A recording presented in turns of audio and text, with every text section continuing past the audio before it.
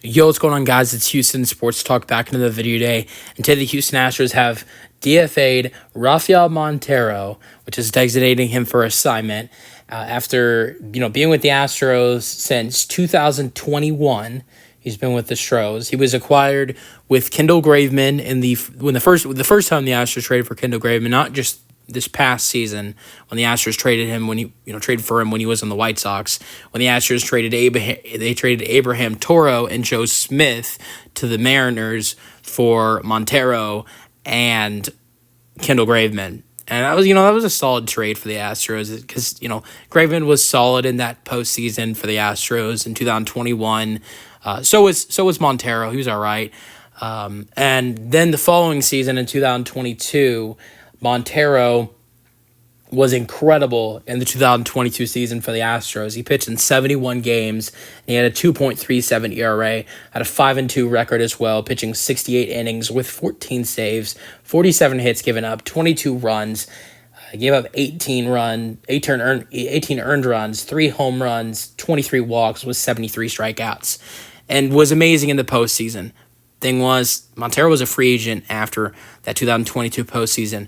So the Astros thought it'd be a good idea to pay their reliever, Rafael Montero, to a 3-year, $34.5 million deal, which at the time made him the 4th highest paid reliever in Major League Baseball. I want to remind everybody that this was Jeff Bagwell's idea, and I believe he advised Jim Crane to make this signing because the Astros at the time didn't have a GM because James Click had left the Astros, or they had parted ways, whatever they want to call it.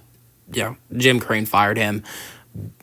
And the last 2 seasons after we witnessed Rafael Montero get that 3-year, $34 million extension, or 3-year, $34 million re-signing, he has been terrible in the last 2 seasons. I mean, terrible. Absolutely terrible. In 2023 season, he had a 5.08 ERA, pitching 68 games, 67 innings pitched, giving up 74 hits, 40 runs, 38 earned runs, 11 home runs, and also 29 walks with 79 strikeouts. Now this year, I will say, has been a little bit better, but it's still just as bad with a 4.70 ERA, 41 games pitched, pitching 38 innings. He also had a total of 23 strikeouts, which is really bad for the amount he's pitched. He gave up 30. He's given up 35 hits this year with 21 runs, 20 earned runs, 8 home runs, and 19 walks. So he's been really bad. Now Montero, the thing is, he actually started off the season pretty good. If you look at month by month for his stats, I mean, in the month of April, he was great. He had a total of a 3.46 ERA in the month of April, pitching in 13 games. Then the month of May was just as good, a 2.00 ERA, pitching in 9 games. But the month of June and July is where things started to get bad. He pitched 9 games in June, 9.45 ERA. Pitched 8 games in the month of July, 5.63 ERA. So in the last 2 months, he has been terrible, pitching 17 games. Absolutely terrible. With a 9.45 ERA in the month of June, and then a 5.63 ERA in the month of July. So, look, the way he started off the season, he was great. In the month of April and May, he was absolutely fantastic. He looked like one of the guys, one of the only guys in the bullpen that was actually pitching well, because the Astros at that time, they had Josh Hader, Ryan Presley, and sometimes Brian Abreu struggling. And the only guys outside of Montero in that bullpen that were actually consistently doing well were, Seth Martinez and Taylor Scott. But Montero, in the month of April and May, was amazing. But then, after that, absolutely terrible for the Astros. And I want to get to Jose Abreu now because the Astros also signed him that offseason, another terrible deal. 3-year, $58 million three-year, $58 million deal they gave Abreu. And I got to say, a lot of people say Jose Abreu is the worst signing of Astros, Astros history. I actually disagree with that. I really do. I disagree with that. I actually would, if we're going to give it to one of the guys that the Astros gave a 3-year deal to, after the 2022 World Series championship, I honestly would give it to Montero over Jose Abreu. I know Abreu got more money. He got a 3-year, $58 million deal.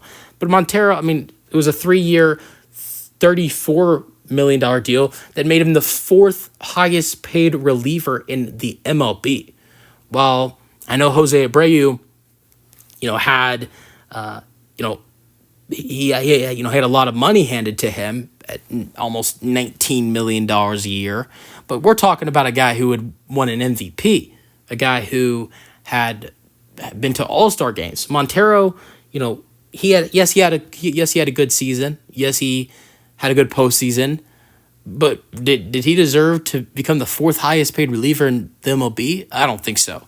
And I know that Jose Abreu's time with the Astros did not pan out, but I look at the last 2 years between both of these guys, and I think Jose Abreu did a lot more for the Astros in these last 2 years than Montero has. I mean, a lot of people forget Jose Abreu was amazing in the postseason for the Astros.